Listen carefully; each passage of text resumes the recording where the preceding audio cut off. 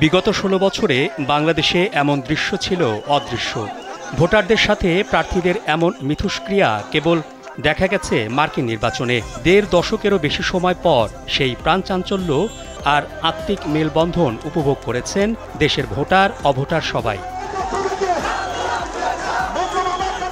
Selfie তোলাকে ঘিরে নির্বাচনী প্রচারণায় সৃষ্টি হয়েছে অন্য আবহ।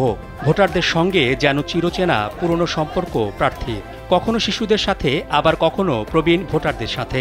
কারো মোবাইল ফোনে, আবার কখনো নিজের ফোনে স্মৃতি ধরে রেখে সবাইকে চমকে দিচ্ছেন তিনি। স্যান্ডেলিনা সো, রূপচর্চায় আভিজাত্য। এমন দৃশ্য দেখা গেছে শরীয়তপুর ৩ আসনে। আসন্ন ত্রয়োদশ জাতীয় সংসদ নির্বাচনকে সামনে রেখে সেখানে ব্যাপক গণসংযোগ চালাচ্ছেন বিএনপির মনোনীত সংসদ প্রার্থী মিয়া নুরুদ্দিন আহমেদ অপু। তিনি বিএনপির ভারপ্রাপ্ত চেয়ারম্যান তারেক রহমানের সাবেক একান্ত সচিব। সম্প্রতি একটি চায়ের দোকানে ধানের শীষ প্রতীক দেখে দোকানদারের সঙ্গে সেলফি তুলতে চান মিয়া নুরুদ্দিন আহমেদ অপু।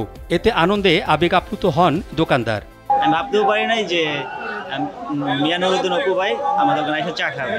আমি কিন্তু যে ধানের শীষ লাগিয়ে রাখছি।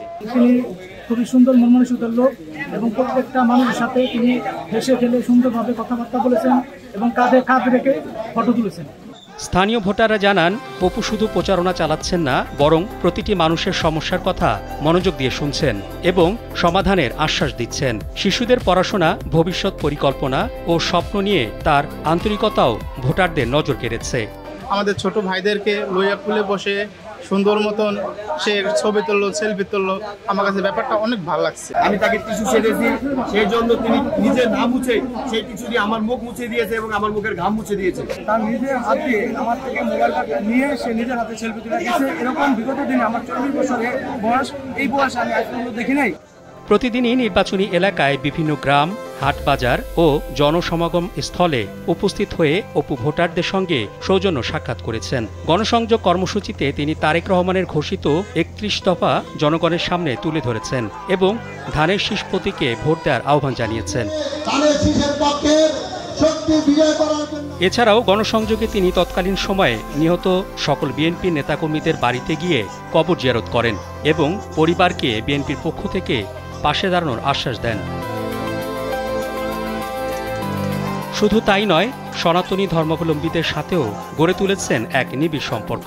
গণসংযোগে তিনি তার নির্বাচনী এলাকার প্রতিটি মণ্ডপে গিয়ে সনাতনী ধর্মাবলম্বীদের সাথে সৌজন্য সাক্ষাৎ করেন এবং সম্প্রীতির বার্তা পৌঁছে দেন। তার এই গণসংযোগের ফলে নির্বাচনী এলাকায় বেড়েছে উত্তাপ। এই প্রচারণার ছবি ও ভিডিও সামাজিক যোগাযোগ মাধ্যমে ছড়িয়ে পড়ায় আলোচনা ঝড় উঠেছে অনলাইনে। মোহাম্মদ শাহাবুদ্দিন মাহতাব, কালবেলা।